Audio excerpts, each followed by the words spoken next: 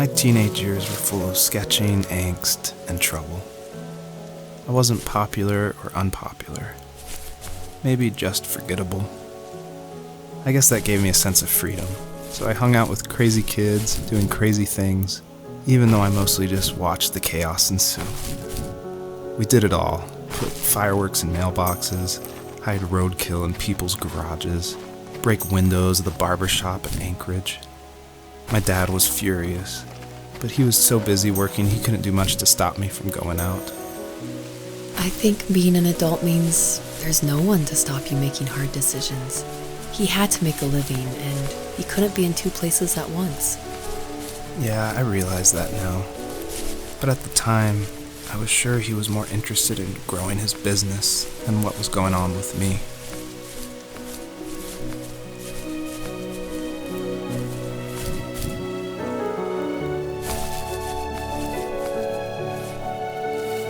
He was working another late night, and my friends were over, saying how bored they were and how they'd come all the way out to my house for nothing. One of them mentioned how that old, ugly beyond belief truck was still in the garage, and how we should take it for a spin. I was only 15, so I kind of fought it for a while. The next thing I knew, we were careening around the mountain path, rocks spitting onto the sides of the cliff, while my dad's cringeworthy bluegrass blared out the speakers. I drove while my friends were in the back of that yellow and purple truck, throwing beer bottles and trash at anything remotely interesting. Felt like I was soaring in the air with borrowed wings. But all good things have endings. A cop outside of Eagle River pulled us over after he saw us in a bottle rocket into someone's yard. What followed was a long night of talking to disappointed adults and feeling smaller than ever.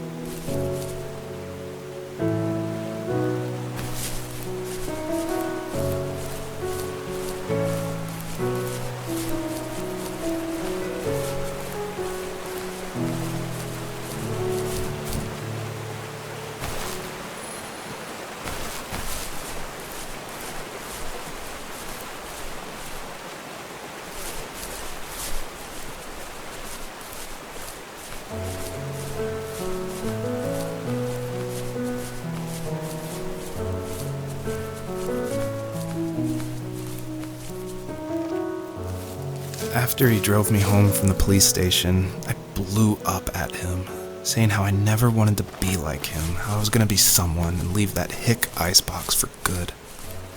He just looked forward at the road with tired eyes. I took out that bluegrass tape from the cassette deck and chucked it out the window. In my sage teenage wisdom, I thought I had proved the ultimate point. But my dad had a different idea. He slammed the brakes, slowly bowed his head while gripping the steering wheel, and finally looked at me. All he said, like it was a polite request, was, "Make this right." I sat there in silence, fuming, but I eventually got out and combed every square inch of the woods, muttering profanity after profanity. I found it 30 minutes later, near a small waterfall off the road. I went back to the truck, put the wet tape back in, and sure enough it worked. We didn't speak another word to each other the rest of the night. Wow, I knew you were a crazy teenager, but It's hard to believe, isn't it? It surprises me too. It's like I didn't really know who that kid was back then. I bet my dad thought the same thing over and over. It's almost like he was saying, "Make this right," to himself, more than to me.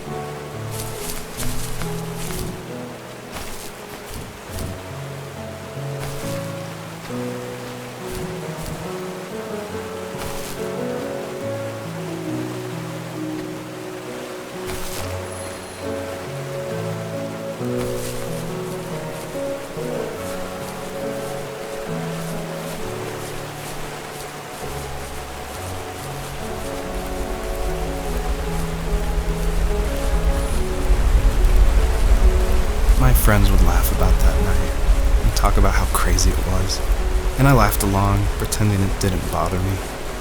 But it did. I imagined my friends growing old in the bush, unable to find that thrill in those godforsaken ice fields.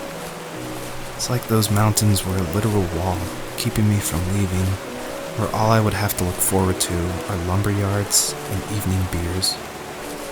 I had to climb over. That was my only goal for a long time.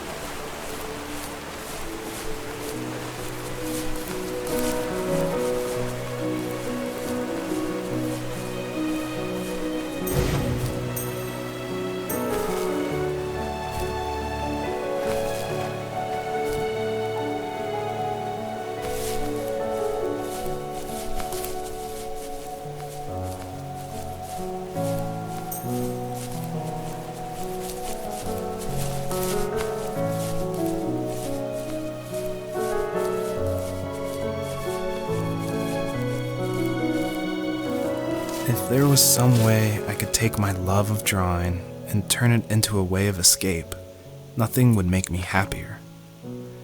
I wanted to create instead of tearing trees down. I wanted to move to the lower 48, not because I hated it there in Alaska, but I hated the idea of it. It's like all of that spite inside me had created this monster which followed me around my whole teenage years. I put so much energy into doing what others didn't expect of me. Why did I do that? There's one fact you're forgetting, though. If you didn't have that fire in you, we probably would have never met. You're absolutely right. Maybe the destination is all that matters in the end. But then why am I awake? Why am I seeing this fox go on her journey? And why can't I stop thinking about my dad?